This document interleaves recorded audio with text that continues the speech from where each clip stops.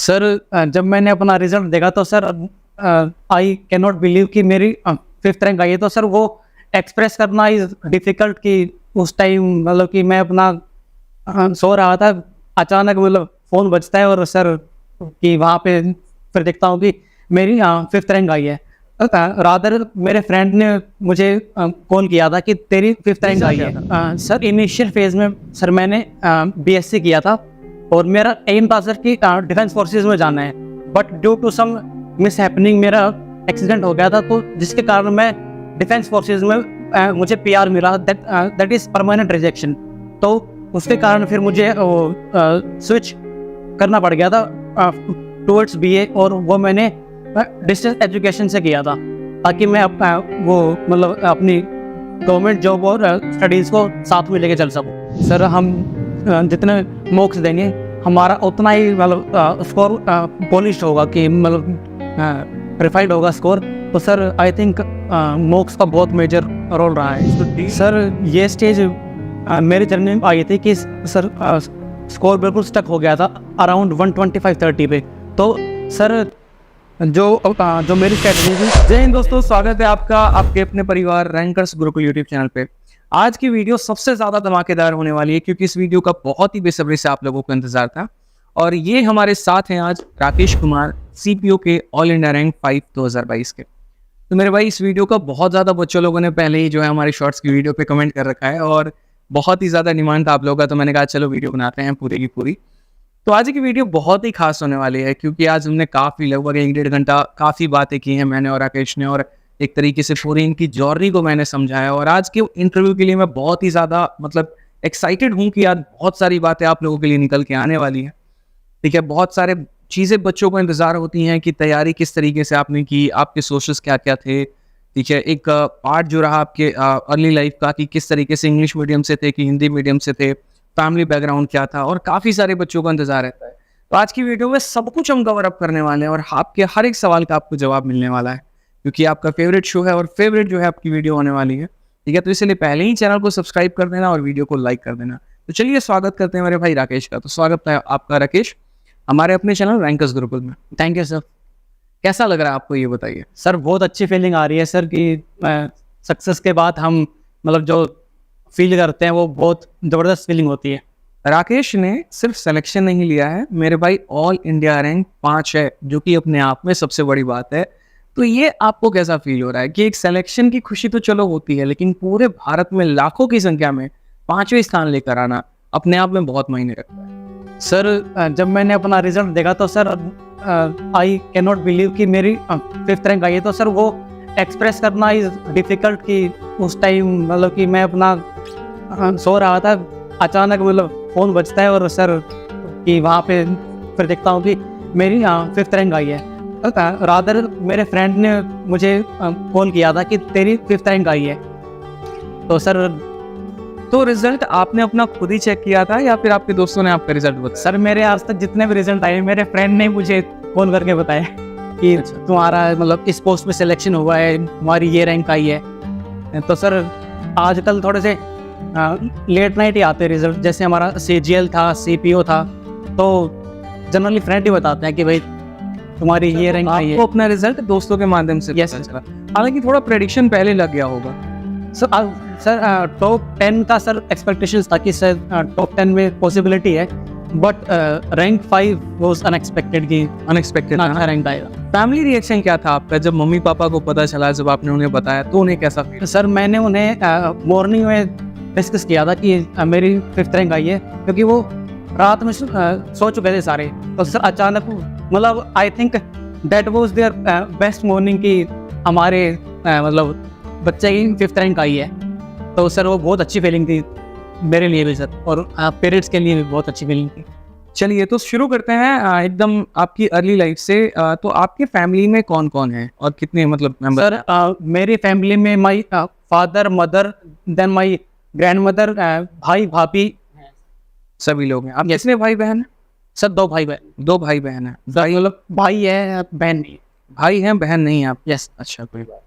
तो किस तरीके से आपने मतलब शुरू से अगर हम बात करें तो आपका स्कूलिंग क्या रहा है, कहाँ से आपने पढ़ाई किया? सर मैंने अप टू क्लास 5th अपने लोकल स्कूल से की है, हमारे जींद में। आपका मतलब घर कहाँ है पहले, वो होम टाउन? सर मेरा जींद डिस्ट्रिक्ट है हरियाणा में। अच्छा, आप जिन से हैं, हरियाणा से? Yes sir. तो मैंने अपनी जो प्राइमरी एजुकेशन है वो वहीं से की है, जींद से ही। जिन से? उसके बाद सर मैंने क्लास 6 से क्लास 12 तक सैनिक स्कूल कुंजपुरा से की है पढ़ाई। और उसके बाद फिर मैंने ग्रेजुएशन की है MDU रोहतक से। अच्छा, ग्रेजुएशन आपने MDU रोहतक से किया? Yes sir. तो उसके बाद ये बताइए मुझे कि ग्रेजुएशन में आपने कौन सा सब्जेक्ट लिया था? सर मेरे पास ग्रेजुएशन में BA था। इनिशियली मैंने सर BSc किया था, but due to some reasons वो मुझे छोड़नी पड़ी थी और फिर मैंने BA से किया था, तो डिस्टेंस एजुकेशन। 10वीं में आपके कितने मार्क्स थे? सर मेरी 9.4 CGPA है सर। 9.4 CGPA। 12वीं में? सर 87%। तो मुझे ये बताइए कि 10th में आपके 9.4 CGPA थे और 12th में आपने 87% स्कोर किया था। यस। उसके बाद भी ग्रेजुएशन में आपने BA जो है वो करस्पॉन्डेंस से क्यों किया, मतलब रीजन क्या था? सर इनिशियल फेज में सर मैंने BSc किया था और मेरा एम था सर कि डिफेंस फोर्सेस में जाना है, but due to some mis happening मेरा एक्सीडेंट हो गया था, तो जिसके कारण मैं डिफेंस फोर्सेस में मुझे PR मिला, दैट इज परमानेंट रिजेक्शन। तो उसके कारण फिर मुझे स्विच करना पड़ गया था टुवर्ड्स BA, और वो मैंने डिस्टेंस एजुकेशन से किया था ताकि मैं वो मतलब अपनी गवर्नमेंट जॉब और स्टडीज़ को साथ में लेके चल सकूं। तो मतलब शुरू से आपका जो इच्छा था वो डिफेंस में जाना था, तो Yes, sir. कहीं से आप इंस्पायर हुए थे डिफेंस में जाने के लिए? सर जो मेरी एजुकेशन रही है सर वो सैनिक स्कूल से ही है, और सर जो मेरे फादर है वो आर्मी में ही है, तो वहाँ से सर मुझे मोटिवेशन मिला था कि defence forces is a better option. Defence forces better option है, ठीक। यस।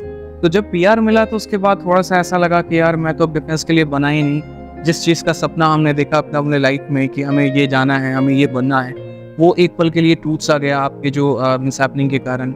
तो फिर सर क्या किया उसके बाद आप? सर मैंने अपने 7 साल सैनिक स्कूल में सर वो डिवोट किए हैं, तो ये बहुत डिफिकल्ट था कि मतलब एकदम से वो सब कुछ हो गया और सर कि जो मेरा ड्रीम था वो शेडेड हो गया। तो सर वो बहुत डिफिकल्ट टाइम था मेरे लिए, बट स्टिल हमें होप रखनी चाहिए कि कुछ वो मिसहैपनिंग क्या था वो, क्योंकि मुझे लग रहा है ऑडियंस को क्यूरियोसिटी भी होगी जानने की कि वो मिसहैपनिंग क्या था ऐसा कि जिसकी वजह से आपका सपना टूट? सर मिस हैपनिंग में सर मेरा एक्सीडेंट हो गया था। मैं बाइक पे था और वो कोई मतलब ट्रक वाला था, तो वहाँ से सर थोड़ा सा एक्सीडेंट हो गया था, तो जिसके कारण जो मेरा राइट हैंड है वहाँ पे थोड़ी सी प्रॉब्लम आ गई थी वेन्स में, तो जिसके कारण फिर वहाँ पे मुझे PR मिला था।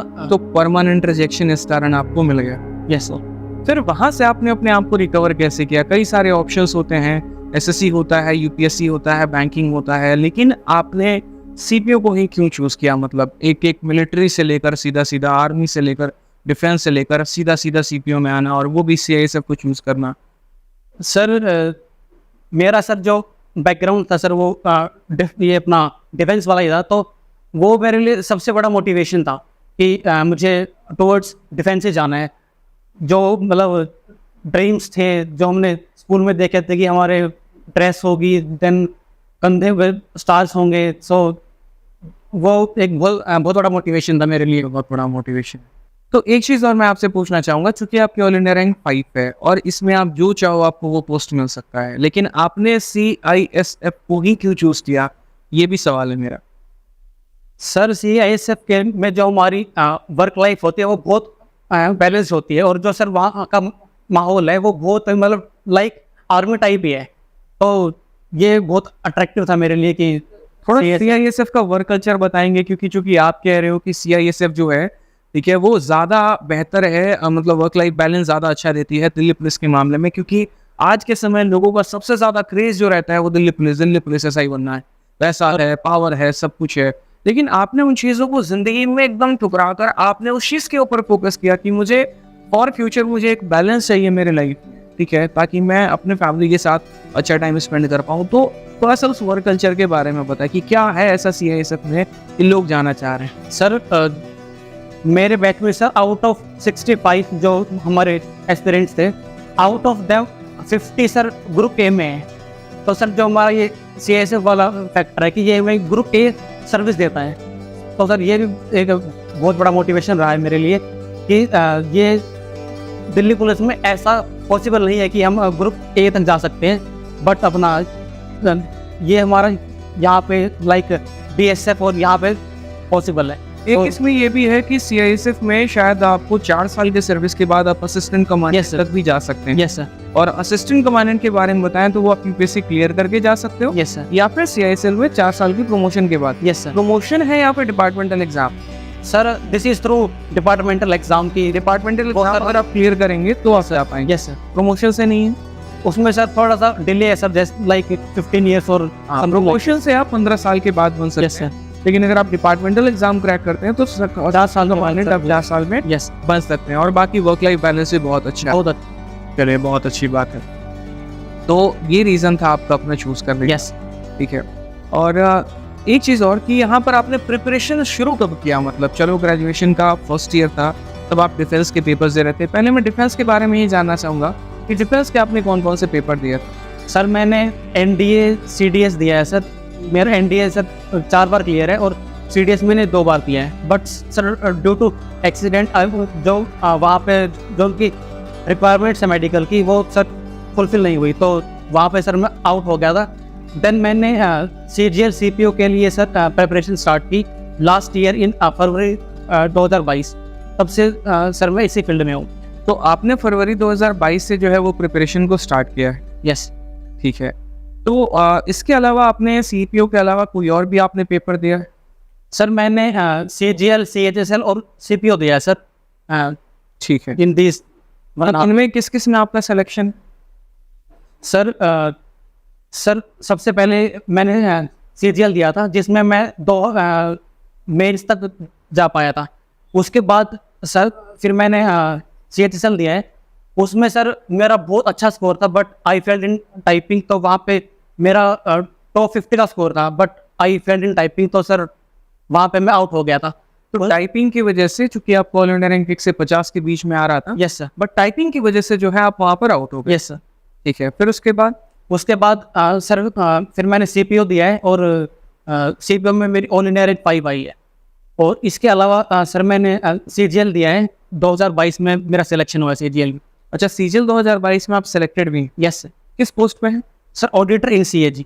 तो मुझे लग रहा है कि CGL और CPO का पेपर आपने साथ साथ दिया होगा। Yes sir. रिजल्ट दोनों के अभी आए हैं रिसेंट में, ये होगा ना? Yes sir. ठीक है। तो वहाँ पर आप ऑडिटर में सिलेक्टेड हैं। तो अभी आप किसको ज्वाइन करना चाहेंगे, CGL को या फिर आप CPO को? Sir most probably I will join CPO as a CPO में Yes. CISF पोस्ट के साथ जाना Yes. चाहेंगे। ठीक है, बहुत शानदार। अब उसके बाद अगर हम बात करते हैं यहाँ पर, तो प्रिपरेशन आपने शुरू किया, तो उस दौरान आपकी स्ट्रेटजी क्या थी? कैसे मन में ख्याल आया? बच्चा बहुत कंफ्यूज रहता है। अगर हम एकदम निचले स्तर से बच्चे के बारे में बात करें, मैं एक स्टूडेंट हूँ, मुझे कुछ नहीं आता, लेकिन मेरा सपना है सरकारी नौकरी निकालना। ठीक है, तो मैं वहाँ पर कैसे चूज करूंगा कि हाँ मुझे पढ़ना कैसे है, सिलेबस का पता कैसे चला आपको, Tier 1 होता है, Tier 2 होता है, इनके बारे में जो बेसिक जानकारी है, अभी हम सोर्सेस के बारे में नहीं जा रहे, बट वो बेसिक जानकारी कि पता कैसे चले बच्चे को, जिसके मन में अभी 12वीं पास बच्चा है, जिज्ञासा है उसको कि मुझे सरकारी नौकरी लेना है, तो पता कैसे चला सोर्स को? सर सोर्सेज के लिए सर एक मेरा फ्रेंड है, वो सर ऑलरेडी CGL में था, मतलब इसकी प्रिपरेशन फेज में था, तो सर उन्होंने मुझे सजेस्ट किया था कि मतलब ये थोड़ा सा इजी पड़ता है as compare to other like defence forces और जो हमारा UPSC होता है। तो सर वहाँ से मुझे सर गाइडेंस मिली थी कि CPO CGL भी देना चाहिए। तो आपके अपने दोस्त के माध्यम से पता चला कि आपको CGL का एक पेपर होता है और वहाँ पर इस तरीके से तैयारी होती है। यस। तो धीरे धीरे फिर सर्च करते करते CPO के बारे में भी और बाकी एग्जाम्स के बारे में भी आपको पता चल गया। ठीक है, तो CPO के बारे में सबसे पहले जो आपको पता चला, हालांकि CPO के बारे में हम बता दें तो CPO में मेरे भाई BSF में, CISF में, CRPF में, दिल्ली पुलिस में, सभी में आप सब इंस्पेक्टर के पोस्ट में आप मतलब जो है वो बहाली निकलती है। और ये बहाली SSC निकालती है, यानी स्टाफ सिलेक्शन कमीशन। SSC के माध्यम से ये सभी वैकेंसी निकलती हैं और SSC इनको फिल करती है। ये जो पेपर होता है आपका 2 लेवल में होता है। एक तो लेवल 1 हो गया जिसको हम Tier 1 बोलते हैं, जिसमें मैथ, इंग्लिश, रीजनिंग और GS चारों के 50-50 सवाल आते हैं और 200 क्वेश्चन का मतलब 200 नंबर का पेपर हो गया। पहले इसकी जो नेगेटिव मार्किंग होती थी वो 1/4 होती थी, अब इसकी नेगेटिव मार्किंग 1/3 हो रही है। इसके बाद अगर आप Tier 1 क्वालिफाई कर लेते हैं तो आपको फिजिकल के लिए बुलाया जाता है। फिजिकल जो टेस्ट होता है उसमें अब आपके टोटल 3 पार्ट होते हैं। पहला आपका 16, देखिए मेल का अलग होता है, फीमेल का अलग होता है, दोनों के क्राइटेरिया अलग अलग होते हैं। हालांकि इसके बारे में मैंने अभी जो आई बटन पर आएगा वो पूरा, मैंने इस पर क्लिक करिएगा, आपको मिल जाएगा पूरी जानकारी। ठीक है। फीमेल का अलग होता है, मेल का अलग क्राइटेरिया होता है, हाइट भी हो गया, चेस्ट भी हो गया, रनिंग भी हो गया, सभी चीजें। फिजिकल में 3 चीजें होती हैं, 2 चीजें होती हैं, एक पीटी होता है और एक पीएसएम होता है। पीटी का मतलब फिजिकल एंड्योरेंस टेस्ट मेरे भाई, जिससे 1600 मीटर का आपका रेस हो गया, हाई जंप हो गया, लॉन्ग जंप हो गया और शॉर्ट पुट हो गया। ये 4 चीजें होती हैं, सभी के सभी क्वालिफाइंग होते हैं, इनके नंबर कुछ भी ऐड नहीं होता है। जब ये चारों चीजें आप क्वालिफाई कर लेते हो तो ये चारों चीजों के बाद फिर आपका मेरिट निकलता है। मेरिट का इन द सेंस की मतलब आपका जिन लोगों ने फिजिकल को क्वालिफाई कर लिया, फिर उसके बाद वही लोग मेंस पेपर दे पाते हैं। जो मेंस का पेपर होता है मात्र इंग्लिश का होता है और इसमें 200 नंबर का पेपर होता है, ठीक है। 200 सवाल आते हैं और हर एक सवाल एक नंबर का रहता है आपका। तो टीयर 1 और टीयर 2 दोनों का मिला के कट ऑफ बनता है। मेल का अलग कट ऑफ जाता है, फीमेल का अलग कट ऑफ जाता है और उसके आधार पर आपका दिल्ली पुलिस में, सीआईएसएफ में, सीआरपीएफ में, आईटीबीपी में और पीएसएफ में, इन सभी में सिलेक्शन किए जाते हैं, ठीक है। तो ये आपके सीपीओ की छोटी सी जानकारी थी। अब सीपीओ का टीयर 1 के बारे में अगर हम बात करते हैं तो टीयर 1 में चूंकि आपको पता है 4 सब्जेक्ट है, तो उसमें सब्जेक्ट वाइज स्ट्रेटजी आपने कैसे अपनाया है। जैसे सबसे पहले अगर हम मैथ्स के बारे में बात करें तो मैथ्स का सोर्स आपका क्या है? सर जब मैंने अपनी प्रेपरेशन स्टार्ट करी तो सर मैंने अपने वो मॉक्स दिए थे, तो सर वहाँ पे मुझे डिफरेंस फील हुआ कि जो हमारा कंपटीशन होता है और जो हमारे मतलब जो क्लासेस की वो होती है तो वो थोड़ी सी डिफरेंट होती है। तो सर फिर मैंने वहाँ से यूट्यूब पे सर्च किया और वहाँ पे मुझे फिर सर की वीडियोस मिली और फिर मैं वहाँ से मैंने इंस्पायर होकर फिर सर का वीओडी बैच लिया और फिर वहाँ से मैंने कवर किया सारा सिलेबस। उसके एडिशन में सर जो सर शीट्स देते हैं और जो हमारे PYQs होते हैं वो मैंने कवर किए। तो ये बताइए वीओडी बैच से जब आपने चीज़ें कवर की तो आपने पूरा वीओडी बैच पढ़ा या फिर रिकॉर्डेड बैच में जस्ट मतलब किस तरीके से आपने उसको कवर अप किया? सर मेरे पास टाइम कम था तो सर मैंने वो 2x या फिर 1.5 वो x पे देखा था सर, ताकि वो थोड़ा सा जल्दी हो सके। तो उससे आपको पूरी हेल्प मिली मतलब? यस सर, पूरा कंसेप्ट क्लियर हुआ? यस। तो एक पॉइंट आपने लिखा था गूगल फॉर्म में फ्रॉम 10 मार्क्स, जिसको मुझे बहुत हार्ड टचिंग लगा था। मैंने लिखा भी था हार्ड टचिंग कमेंट करके। वो पॉइंट मतलब एक बार थोड़ा क्लैरिफाई करें। सर जब मैंने अपना पहला मॉक दिया वहाँ पे सर जो मेरा स्कोर था मैथ्स में वो मेरा 10 मार्क्स था और सर आज जो मेरा स्कोर रहता है वो हमेशा 45 प्लस रहता है। तो सर ये पूरा क्रेडिट मैं आदित्य रंजन सर को देता हूँ, जिन्होंने मुझे अच्छी तरह पूरा गाइड किया और आज इस मुकाम तक मतलब पहुँच पाया मैं। देखो इसमें हमारा क्रेडिट नहीं रहता है, पढ़ाते तो उन सभी बच्चों को है, लेकिन बस वो होता है कि जो बच्चा मेहनत करता है जीवन में वो आगे बढ़ता है। मैं बहुत सारे मैंने कमेंट देखा और जितने भी बच्चे थे सबके कमेंट एक से एक हार्ट टचिंग लगे थे। गूगल फॉर्म जो बच्चों ने भरा था बहुत अच्छा लगा। सर मैं बोलता भी हूँ कि गूगल फॉर्म भरा करो, आपसे कॉन्टैक्ट भी गूगल फॉर्म के थ्रू ही हो पाया था, ठीक है। तो ये अच्छा लगा। तो मैथ्स आपका पूरा वहाँ से कवर हो गया। यस। मैथ्स में आप क्या कहना चाहेंगे? मैथ्स की 2 बातें मैं आपके सामने रखता हूँ। पहला पॉइंट कैलकुलेशन, क्योंकि सीपीओ का पेपर मेंस लेवल का होता है तो उसमें मैथ्स का जो कैलकुलेशन पार्ट है उसके ऊपर आपने कैसे काम किया? क्योंकि कंसेप्ट तो चलो मेरी वीडियो से आपने सीखा, वहां से बहुत बेहतर तरीके से आपके इंप्रूवमेंट हुए, शीट्स आपने लगाए तो एक प्रैक्टिस भी अच्छी खासी बन गई, बट कैलकुलेशन को कैसे सुधारा आप? सर कैलकुलेशन को लेके मोस्ट ऑफ द एस्पिरेंट्स को थोड़ी प्रॉब्लम रहती है, तो सर उसके लिए जो मैंने किया था सर वो मैंने पहले तो टेबल्स, स्क्वायर, क्यूब्स और जो हमारे ट्रिपलेट्स होते हैं वो मैंने अच्छी तरह याद किए। उसके बाद सर फिर जो मतलब रैंडम कैलकुलेशंस मैंने स्टार्ट किया अपने एक पेज पे लेके अपना वो रैंडम कैलकुलेशंस। और फिर सर मैंने कुछ वैदिक मैथ के ट्रिक्स देखे थे जहाँ पे हम 1 लाइन में अपना पूरा कैलकुलेशंस को कर पाते हैं। जैसे ये वैदिक मैथ, थोड़ा सा मुझे इसके बारे में एक्सप्लेन करेंगे। और दूसरा कि एक बच्चे को कहाँ तक का स्क्वायर, कहाँ तक का क्यूब याद करना चाहिए और कितना मतलब मिनट वो फॉलो करे डेली के डेली टाइम के कैलकुलेशंस को, ठीक है। और वो वैदिक मैथ वाला पार्ट भी होती है। सर वैदिक मैथ में लाइक डिजिट सम, यूनिट डिजिट, टेंस प्लेस जो हमारे ये होती है, ये मतलब ऑप्शन को एलिमिनेट करने में हेल्पफुल होते हैं।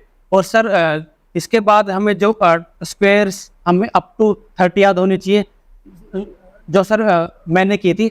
क्यूब्स अप टू 20, ट्रिपलेट्स आपको मतलब 15-20 याद होनी चाहिए जो हमारे बार बार एग्जाम्स में आते हैं। उसके बाद सर फिर और क्या टेबल्स मैंने सर 30 तक याद की। टेबल आपने 30 तक याद की थी और बाकी डेली आप कैलकुलेशंस अपने हिसाब से यस सर करते रहते थे 10-15 मिनट सर मैं। उसके बाद आपने जो सोर्सेस फॉलो किए क्वेश्चन को लेकर, तो किस तरह के सोर्सेस के ऊपर आपका ज्यादा रुझान था? प्रीवियस ईयर या फिर कुछ बने बनाए क्वेश्चंस, कैसे मतलब क्या था? सर मेरा जो मेन फोकस था वो क्लास शीट्स और जो हमारे PYQs होते हैं उस पर मेरा सर मैक्सिमम फोकस था। तो सोर्सेज जो आपने प्रीवियस ईयर के फॉलो किए ठीक है, लेकिन आपने कब से कब तक के प्रीवियस ईयर को ज्यादा महत्व दी, किस साल? सर जो मेरा मेन फोकस था वो आफ्टर जो हमारे 2018 के हैं जो हमारे TCS ने कराए हैं वो मेरा मेन फोकस था। ठीक है, बहुत शानदार। चलिए, तो फाइनली आपने बैच लिया, वहां से कंसेप्ट आपने देखे, उसके बाद आपने खुद से रिग्रेसली जो है वो मेहनत की, प्रीवियस ईयर के क्वेश्चंस लगाए, ठीक है। हालांकि बैच के बारे में आपको मैं बता दूं तो बहुत सारे बच्चों का कमेंट रहता है।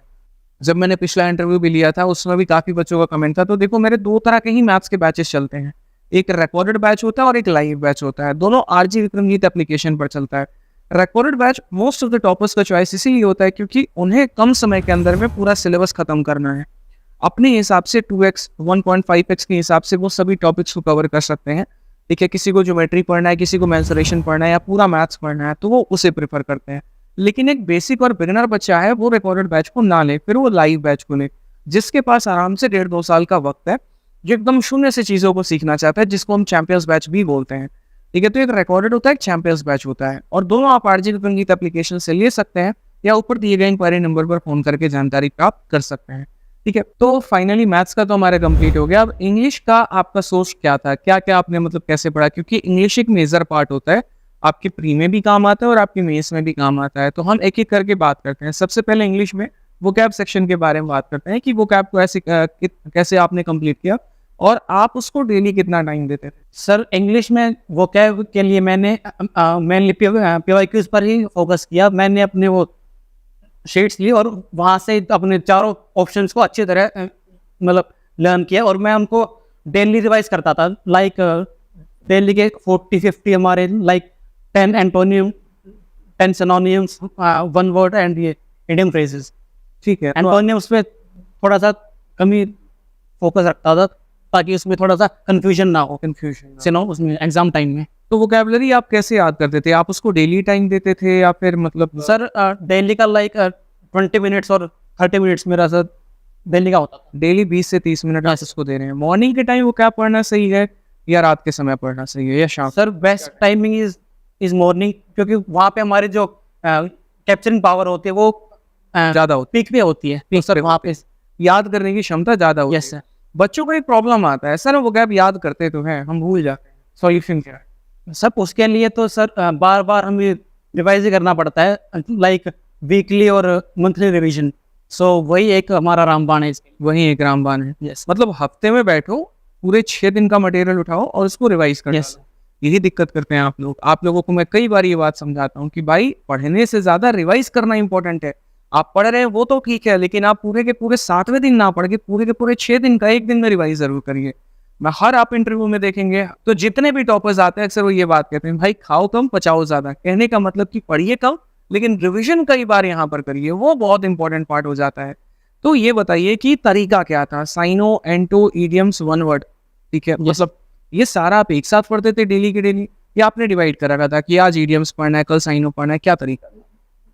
सर लाइक डेली के 20 एंटोनियम्स, 20 इडियम्स एंड 20 वो, तो सर ये मेरा टारगेट होता था सर। डेली आप करते थे कि हाँ मुझे 20-20 करना है। Yes daily. ठीक है, तो इस तरीके से आपने कवर अप किया, प्रीवियस ईयर क्वेश्चंस उठा के उसको पूरा याद रहना शुरू कर दिया, ठीक है।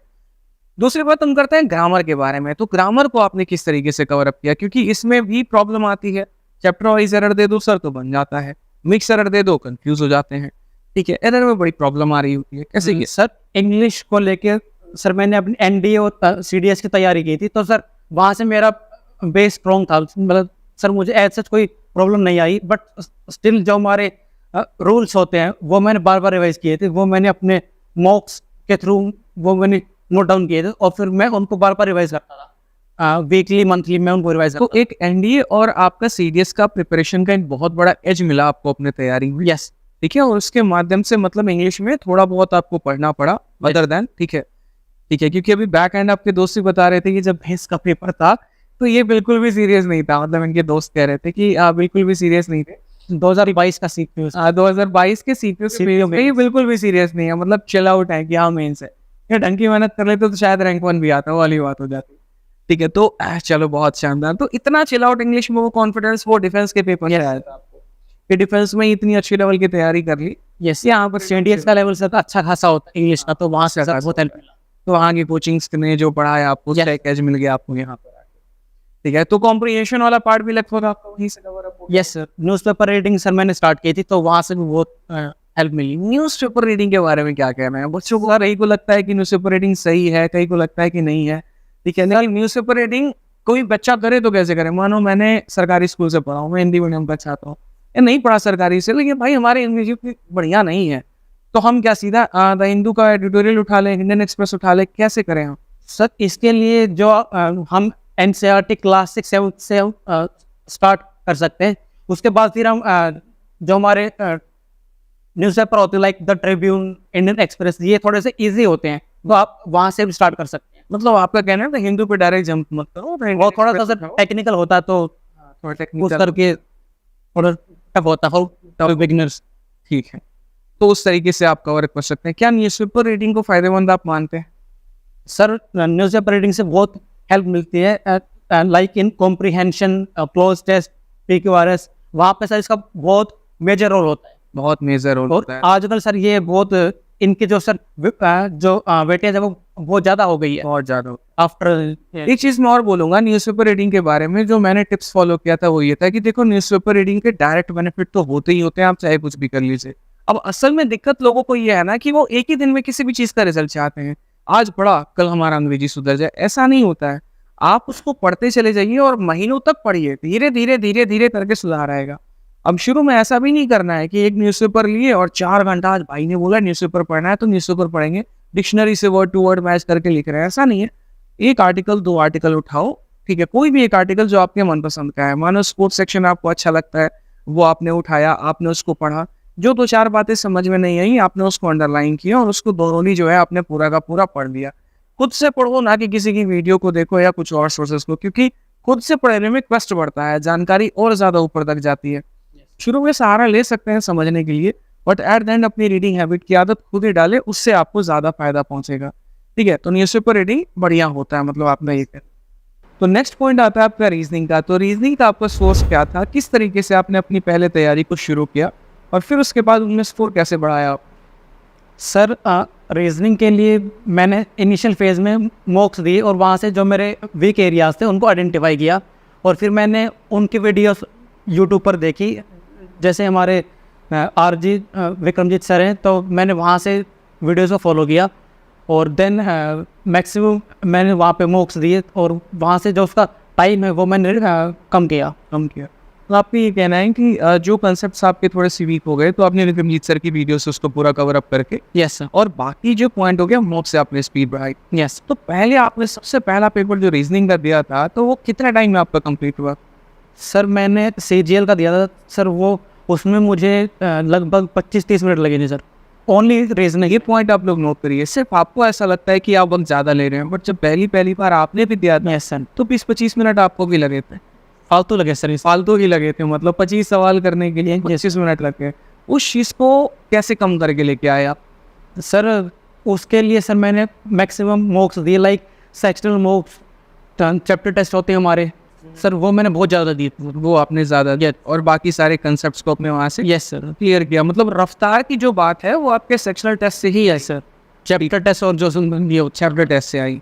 तो रीजनिंग में आपको ये है कि आराम से कंसेप्ट को सीखिए पहले और उसके बाद दबा कर उसकी प्रैक्टिस की। बहुत अच्छा, ठीक है। नेक्स्ट बात करते हैं हम जीएस के बारे में। तो जीएस में आपके 3 पार्ट होते हैं, करंट अफेयर, स्टैटिक और आपका मेन जीएस हो जाता है। तो करंट अफेयर जो है वो आपने कैसे प्रिपेयर किया? कोई मैगजीन था, बुक था, वीडियो था, सेल्फ स्टडी था, न्यूज़पेपर था, कई सारे सोर्सेस होते हैं, आपका सोर्स क्या? सर पहले तो कुछ समझ ही नहीं आता था कि सर क्या फॉलो करें, बट सर लास्ट में मेरे फ्रेंड ने बताया कि एक इंडोलॉगस चैनल है, वहाँ से मतलब अच्छी कवरेज करा। इंडोलॉगस, अच्छा, इंडोलॉगस चैनल है, तो वहाँ से इंग्लिश है कि हिंदी में करंट अफेयर? इंग्लिश में है सर, वो इंग्लिश में करंट। हिंदी के लिए सर उत्कर क्लासेस हैं, वो बहुत अच्छे हैं। क्या बात है, मतलब हिंदी में अगर आप चाह रहे करंट अफेयर का तो उत्कर्ष क्लासेस हो जाता है आपका, और इंग्लिश में इंडोलॉगस है। यस, इंडोलॉगस है आप। तो इंडोलॉगस में डेली का करंट अफेयर आता था या फिर वीकली होता था? सर जो मैंने किया था सर वो मंथली था। मंथली? डेली वाले में सर थोड़ा सा टाइम वेस्ट ज़्यादा होता है, इन कंज्यूमिंग। यस सर, तो मंथली एक बेटर ऑप्शन है उससे। मंथली कंपाइलेशन पढ़ो, और उसके बाद वहाँ से क्वेश्चंस आए आपके पेपर में? सर मैक्सिमम क्वेश्चंस वहीं से आए थे, मैक्सिमम क्वेश्चंस आउट ऑफ 5 मतलब 3-4 क्वेश्चन वहीं से थे। 3-4 क्वेश्चन थे। चलो भाई, तो एक नया सोर्स हमें पता चला। करंट अफेयर के बाद हम दूसरे पॉइंट पे बात करें तो स्टैटिक जीके के बारे में। तो स्टैटिक जीके की तैयारी आपने कैसे? सर स्टैटिक जीके के लिए मैंने पहले तो अपने PYQs दिए, वहाँ से आइडेंटिफाई किया कि जो हमारे टॉपिक्स हैं वो कौन कौन से ज़्यादा आते हैं, और फिर वो मैंने हमारे एक परचम क्लासेस हैं वहाँ से मैंने कवर किया।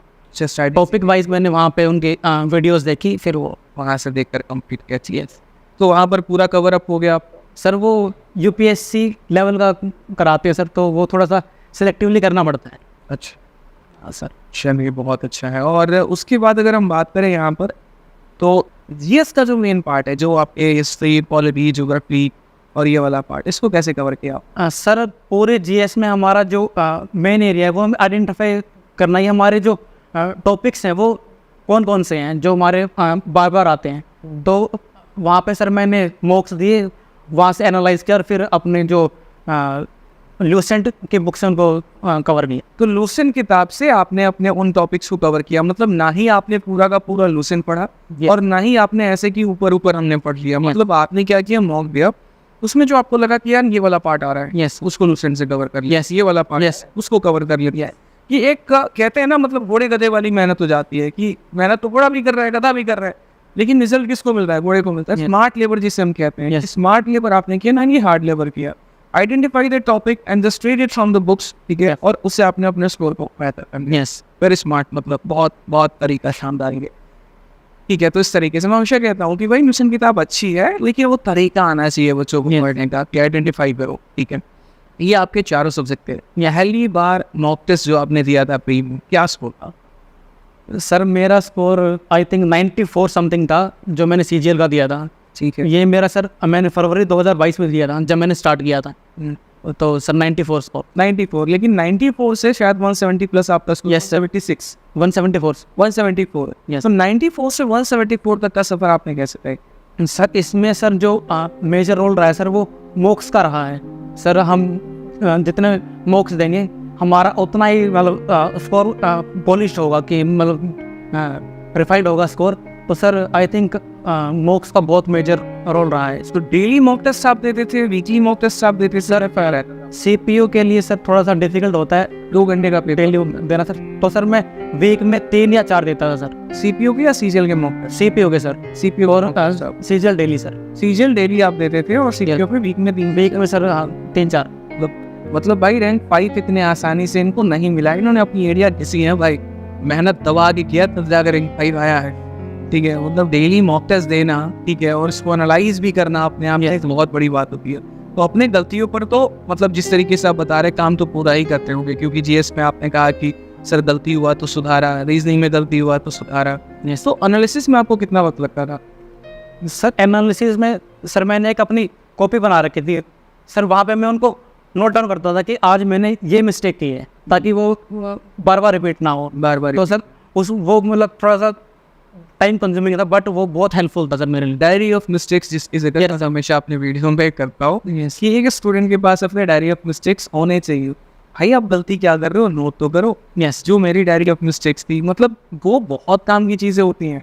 लास्ट टाइम में सिर्फ आपको अपने मिस्टेक्स देख लेना सर, क्योंकि जिसने अपने गलतियों के ऊपर काम ही नहीं किया वो जीवन में आगे कैसे बढ़ सकता है? मतलब जो सवाल आपके अभी गलत हुए हैं, बात फिर गलत होंगे। यस, तो वही बात है ना, बाद पछताए क्या हुआ जब चिड़िया चुप गई खेत, ठीक है। तो अपने गलतियों पर काम करिए और अपने आप को और बेहतर करिए, ठीक है। तो ये एक अच्छा पॉइंट है आपका, नोट करते रहिए आप लोग, ठीक है, ठीक है। तो देखो एक होता है सैचुरेशन पॉइंट, जो कि हर स्टूडेंट की लाइफ में भी आता है। सैचुरेशन का मतलब कि 130 पे आके मेरा स्कोर अटक गया, अब स्कोर कैसे बढ़ाएं?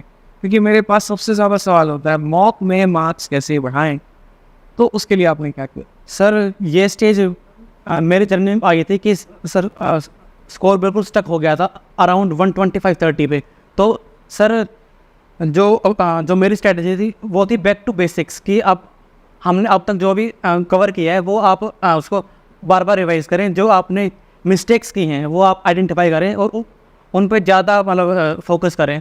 और जो फिर मैंने अपनी वो डायरी ऑफ मिस्टेक्स भी मतलब जब स्टार्ट की थी और उसका मुझे बहुत बेनिफिट मिला। मतलब आपको ये कहना है कि जब एट द एंड एक पॉइंट आता है सिचुएशन जहाँ पे स्कोर रुक सा जाता है, तो एक बच्चे को वापस अपने नोट्स पे, अपने टिक किए हुए क्वेश्चंस पे, ठीक है, और अपने डायरी ऑफ मिस्टेक्स पे वापस एक बार रिवीजन करने की आवश्यकता है। क्योंकि कई बार ऐसा होता भी है कि हम ज्योमेट्री पीछे से भूल जाते हैं, हम अलजेब्रा पीछे से भूल जाते हैं। तो वैसे केस में आप अपने वापस से कॉपी को खोलिए, जो आपने पढ़ा है उसको रिवाइज करिए, जो मॉक में गलतियाँ हुई हैं आप उसको रिवाइज करिए, फिर वो अचानक से इंजेक्शन देता है स्कोर में। और sir in addition to this sir मैंने हर सब्जेक्ट्स के नोट्स बनाए थे सर, और वो मेरे लिए बहुत यूज़फुल थे सर। मेरे पास हर सब्जेक्ट के अराउंड 20 से 30 पेज के नोट्स थे, चाहे वो मैथ हो, रीजनिंग, जीएस, इंग्लिश, कुछ भी हो। तो क्या आप बच्चों को अपना नोट शेयर करना चाहेंगे? यस सर, मतलब करेंगे? Yes sir. तो इनके नोट्स पर्टिकुलरली रिस्पॉन्सिबिलिटी मैं लेता हूँ, ठीक है, थोड़ा कष्ट कर लीजिएगा आप ये बना के बच्चों को देने का। तो इनके नोट्स जो है पर्टिकुलरली इनके यूट्यूब चैनल पे भी और बाकी हमारे टेलीग्राम चैनल पर भी, दोनों पर आपको अवेलेबल मिल जाएगा, ठीक है। टेलीग्राम पर मैथ्स बाई आदित्य रंजन और यूट्यूब पर ASO एस्पिरेंसी ऑफिशियल, इसी नाम से एक और टेलीग्राम पर भी है, तो आपको वो भी मिल जाएगा। और फ्यूचर भी अगर आपको इनकी वीडियो देखनी होगी तो ASO एस्पिरेंसी ऑफिसर वीडियो पर आप इन्हें कनेक्ट कर सकते हैं। लिंक मैं इनके चैनल का अपने डिस्क्रिप्शन में डाल दूंगा, और इनकी पूरी की पूरी नोट्स हमारे टेलीग्राम पर मिल जाएगी मैथ्स बाई आदित्य रंजन पे, ठीक है। ज्वाइन कर लीजिएगा आप लोग, और नोट्स के लिंक भी मैं डाल दूंगा यहाँ पे। चलिए, तो ये सारे पॉइंट्स हमारे कवर अप हो जाते हैं, ठीक है। बच्चों के लिए आपने बहुत अच्छा गिफ्ट किया, ये बहुत शानदार है, पता चलेगा, आइडिया चलेगा कि कैसे नोट्स बनाते हैं। चलिए, तो ये आपका सोशल्स का था। अब थोड़े से पर्सनल लाइफ के बारे में क्वेश्चन पूछते हैं। जैसे कि आपने बताया कि CHSL में आप जाके टाइपिंग में फेल हो गए थे, जहाँ पर आपके ऑल इंडिया रैंक 1 से 50 के बीच में आ रही। उसके बाद आपने ये भी बताया कि सर मेरा जो डिफेंस में रहा वो मुझे PR मिल गया, परमानेंट रिजेक्शन मिल गया। तो पहले डिफेंस में परमानेंट रिजेक्शन मिला, फिर CHSL में आए तो वहाँ पर आप टाइपिंग में फेल हो गए। तो ज़िंदगी में तो ऐसे पल आते हैं कि हम डिमोटिवेट होते हैं, उस चीज़ से आप कैसे रिकवर करते हैं? सर मेरे साथ सर जो बेनिफिट था वो मेरे फादर हैं सर। मेरे फादर आर्मी में है, तो सर यदि आपकी फैमिली में कोई आर्मी में है तो आपको मतलब मोटिवेशन की नीड है ही नहीं। वो आपको बार बार पुशअप करते हैं कि भाई मतलब ये सब ठीक है, कुछ नहीं हुआ है, अपने आगे बढ़ते रहो। तो सर ये मेरे लिए बहुत बड़ी सर सपोर्ट था मेरे लिए कि फादर थे। मतलब आप अपने फादर को बहुत ज़्यादा इंस्पिरेशन का सोर्स मानते हैं? सर मैं एक्सीडेंट हुआ सर मेरा, व्हेन एवरी मतलब कि सर सब बोल रहे थे कि मतलब सर सिंपैथी दे रहे थे सब, बट जो मेरे फादर हैं उन्होंने सर ये बोला कि कुछ नहीं हुआ है, तो अभी भी मतलब फिट है मतलब। और वो बहुत बड़ा मोटिवेशन था। मोटिवेशन, अरे यार अपना लड़का चंगा है, कोई ना चकदे बढ़ती है, सब आती है, ठीक करके दिखाओगे तुम तो, ठीक से। तो वहाँ से थोड़ा थोड़ा ओवरकम किया। बाकी पापा से बातें शेयर करते हैं? यस सर, मतलब बातें होती हैं, पूरा बताते हैं? यस सर, बिल्कुल फ्रेंडली है सर, बिल्कुल फ्रेंडली। Yes sir. पता है एक मिडिल क्लास की सबसे बड़ी दिक्कत क्या है? सबसे मुश्किल काम क्या लगता है? सबसे मुश्किल काम ये है ना कि अपने पापा को हक करके बोलना कि हाँ मुझे ये प्रॉब्लम है। एक मिडिल क्लास के लिए सबसे मुश्किल टास्क लगता है, मतलब मुझे बहुत टफ लगता है। मम्मी को गले लगा सकता हूँ, बट पापा को लगाना बड़ा मुश्किल सा रहता है, और शेयर करना तो और मुश्किल होता है। Yes. पर आप बहुत खुशनसीब हैं कि फादर के साथ ऐसी बॉन्डिंग है और आप सारी बातें शेयर कर पाते हैं। जिंदगी में क्या कोई ऐसा आपका दोस्त है जिसके वजह से थोड़ा सा लाइफ में आपको और मोटिवेशन मिला हो, या फिर सर मेरे आगे बढ़े? स्कूल के फ्रेंड हैं, कॉलेज के फ्रेंड हैं, और मुझे SSC की मतलब दुनिया में लॉन्च करने वाले मेरे कॉलेज फ्रेंड हैं। तो उन्होंने मुझे मतलब जहाँ भी मुझे नीड थी वो मतलब उन्होंने पूरी वहाँ पर किया आपने। Yes sir. सोशल मीडिया का कितना आप यूज़ करते हैं? कितने घंटे आप फ़ोन चलाते हैं? सर सोशल मीडिया का सर मैं यूज़ करता हूँ जब मैं बिल्कुल बोर हो चुका हूँ कि सर पढ़ाई में मन नहीं कर रहा है, तो सर इंस्टाग्राम या फिर कुछ। मतलब सब पर आप एक्टिव हैं? यस, इंस्टाग्राम, फेसबुक हर लगभग चलाते हैं? फेसबुक पे नहीं है सर, इंस्टाग्राम और ये अपना जो रील्स देखते हैं? यस। अच्छा, चलिए बहुत शानदार है। यहाँ पे तो कितने घंटे आप सोशल मीडिया को दे रहे होते हैं? अपने तैयारी के दौरान कितने घंटे दे रहे थे, और चूंकि अब तो हो चुका है सब कुछ, तो अब कितने घंटे दे? सर मेनली मैं संडेज को सर यूज़ करता हूँ आफ्टर माई रिवीजन, जब मैं अपना पूरा टारगेट अचीव कर चुका हूँ। तो सर मैं अपने जो इंस्टाग्राम वगैरह है वो मैं मेनली वीकेंड्स पे ही मतलब यूज़ करता था, ताकि वो एज अ रिफ्रेशमेंट काम करे और हमें मतलब नेक्स्ट टारगेट के लिए थोड़ा सा बूस्टअप मिले। चलिए, तो इस तरीके से आप जो है सोशल मीडिया का यूज़ करते थे। ये क्या जीवन में कोई और महिला मित्र भी है आपके? ये भी बता दीजिए बच्चों को, क्योंकि इतनी बातें हो चुकी हैं तो इस पर तो पॉइंट बनता है। सर फ्रेंड हैं सर, और उन्होंने भी बहुत सपोर्ट किया थ्रू आउट माई जर्नी, तो उनका भी सर थोड़ा मतलब तो अभी वो शॉर्ट्स वाला जो वीडियो था उसमें बच्चे सवाल कर रहे हैं, तो अभी बातचीत चल रही है या फिर क्या सीन है अभी ये बताइए। नहीं सर, अभी मतलब अभी नहीं तो अभी बात नहीं होती। नहीं सर, अभी नहीं होते हैं। क्यों, मतलब उल्टी कहानी है यहाँ पर लोगों की, गवर्नमेंट जॉब लगने के बाद छोड़ा हुआ प्यार वापस से आ जाता है, आपकी केस में तो उल्टा हो रहा है।